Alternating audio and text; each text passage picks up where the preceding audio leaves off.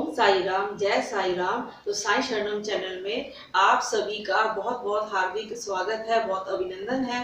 तो दोस्तों, पिछले वीडियो में हमने बात की थी कि साईं बाबा का सबसे पहले शिरडी में कब आगमन हुआ था। तो आज हम बात करेंगे कि साईं बाबा का पुनरागमन कब हुआ था, क्योंकि जब पिछली बार जब बाबा जब आए थे, पहले जब बाबा आए थे 16 वर्ष के आयु, उसके बाद उस समय शिरडी में रहने के बाद बाबा कहीं चले गए थे। उसके बाद कुछ वर्षों के पश्चात बाबा का पुनरागमन हुआ था शिरडी में। तो वो किसके साथ में हुआ था और उनका नाम, उस फकीर का नाम जिनका अब तक साईं नहीं पड़ा था, साईं नाम कैसे पड़ा उनका। तो आज हम इस बारे में बाबा की उस लीला के का आज हम वर्णन करेंगे, श्रवण कीर्तन आज हम करेंगे बाबा का उस लीला का जब बाबा का नाम साईं पड़ा। एक बार की बात है कि औरंगाबाद जिले के धूप गांव में एक चांद पाटिल नाम के एक प्रतिष्ठित और धनी मुस्लिम एक व्यक्ति रहते थे, जो कि काफी धर्मात्मा थे, सदाचारी थे और जरूरतमंदों की सहायता किया करते थे।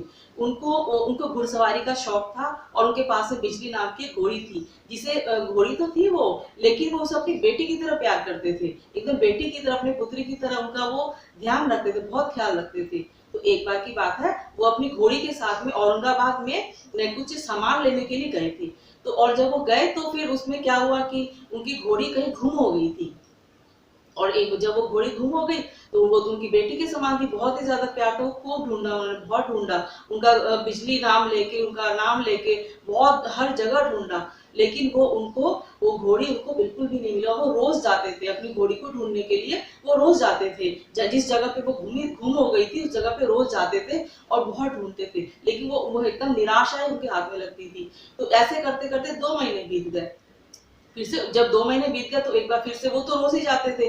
तो फिर क्या हुआ, अपनी घोड़ी की जीन को कंधे पे लटका, जब वो बिजली अपनी घोड़ी का नाम ले लेके जब वो ढूंढ रहे थे, तो उनके कानों में आवाज पड़ी, जान ओ जान।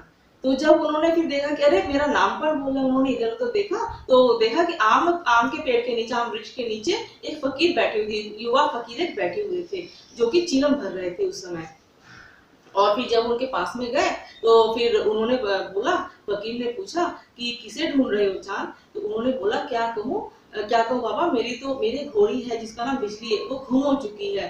तो उन्होंने बोला, हाँ हाँ मुझे पता है, और वो भी तुम्हें बहुत ढूंढ रही है, तुम तो उसे रोज ढूंढते हो, लेकिन क्या तुमने आगे थोड़ा जाके देखा, नाले की जो नाला है, थोड़ी सी दूर में जो नाला है, क्या तुमने वहां पे देखा। उन्होंने बोला कि मैं तो देखता हूँ रोज, लेकिन मुझे नहीं मिली। उन्होंने बोला, आज जाके देखो, एक बार फिर से देखो, क्या पता तुम्हें तुम्हारी बेटी, तुम्हारी घोड़ी मिल जाए।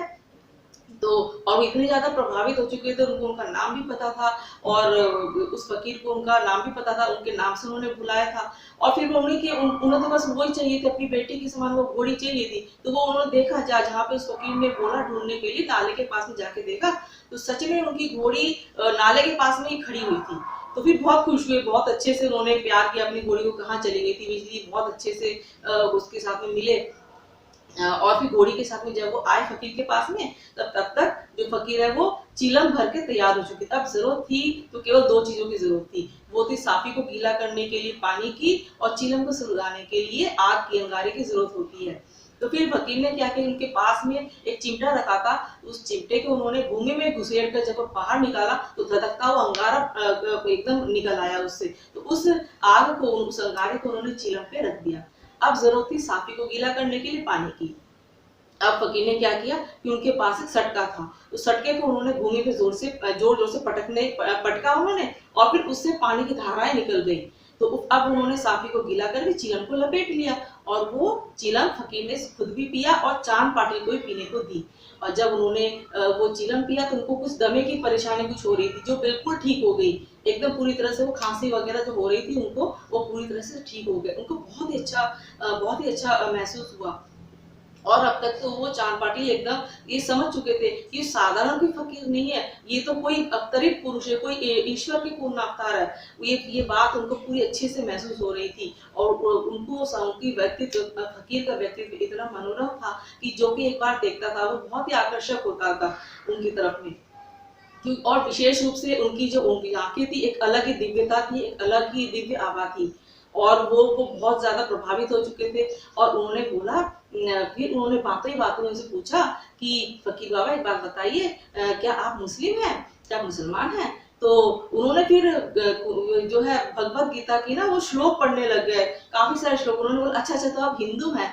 और जैसे उन्होंने बोला आप हिंदू हैं, तो फिर वो कुरान की आयतें पढ़ने लगे अरबी, जो अरबी भाषा में होती है।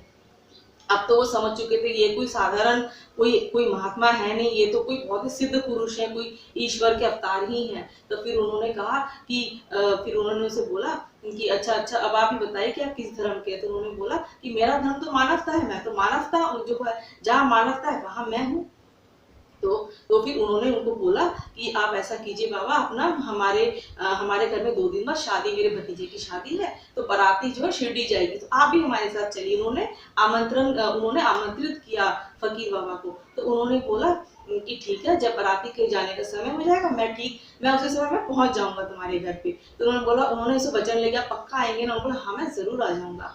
और ठीक वैसा ही हुआ, जैसे बाराती के निकलने का 2 दिन के बाद में जब समय हुआ, जब बाराती निकलने वाले, उनको इंतजार सब कर रहे थे, सब बारात निकलने की प्रतीक्षा हो रही थी। लेकिन उन्होंने बोला कि नहीं नहीं, उन्होंने बहुत गुणगान कर लिया था अपने रिश्तेदारों में कि ये फकीर बाबा मिले थे, ऐसे ऐसे कैसे उनकी मदद से घोड़ी उनको मिली, सब कुछ हर चीज का उन्होंने वर्णन किया था। और ये भी बोला था कि उन्होंने वचन दिया है कि वो आएंगे जरूर हमारे साथ, तो बाराती हमारे साथ वो जरूर जाएंगे शिरडी, बाराती हमारे साथ में बाराती बन के। तो सब बोलने लगे कब तक आएंगे। इस तरह से काफी, यानी कि एकदम ऐन मौके पे बाराती एकदम जब हो रहा था, निकलने वाली थी, उसी समय वो फकीर बाबा उनके घर में पहुंच गए। और उनको देख के सबने उनका स्वागत अभिनंदन किया। तो फकीर उनके साथ में बारातियों के साथ में शिरडी पहुंचे। जब वो पहुंचे तो महासा पति के खेत में वहां पे बैलगाड़ी रोक दी गई, और ऐसे करके एक एक सभी बाराती जो है वो धीरे धीरे से उतरने लगे। जब उतरे, फिर उसके बाद फिर फकीर बाबा भी उतरे।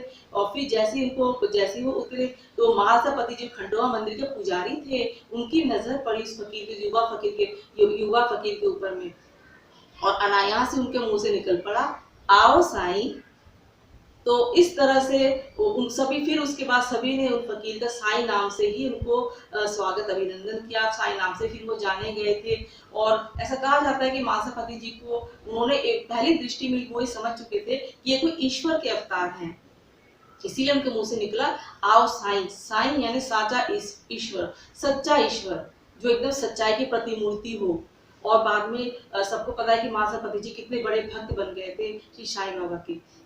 और अब ही हम अपने आने वाले अगले वीडियो में बात करेंगे बाबा के कुछ अन्य भक्तों की, बाबा की कुछ अन्य लीलाओं के बारे में बात करेंगे। बहुत सारी लीला है बाबा की, तो अनगिनत लीला, हम जितना हो सके हम जरूर बात करेंगे, क्योंकि ये चैनल बाबा के आशीर्वाद, बाबा की अनुमति से, बाबा के आशीर्वाद से बना है। तो ये तो हमारे परम सौभाग्य की बात है हमारे लिए, बाबा की लीलाओं का गुणगान करें, श्रवण कीर्तन करें। तो अब और मैं आपके साथ में, अपने साथ में हुए कुछ रिसेंट में कुछ हुए चमत्कारों के बारे में जरूर बात करूंगी। सब वीडियो में आपके साथ में मैं डालती रहूंगी, शेयर करूंगी, आपके साथ में साझा जरूर करूंगी। तो आप इस चैनल पे बने रहिएगा, और इस चैनल को ज्यादा से ज्यादा अपना प्यार दीजिए। इस वीडियो को लाइक कीजिए, सब्सक्राइब कीजिए। तो मिलते हैं अपने अगले वीडियो में साथियों। ठीक है साथियों, तब तक के लिए ओम साई राम, जय साई राम।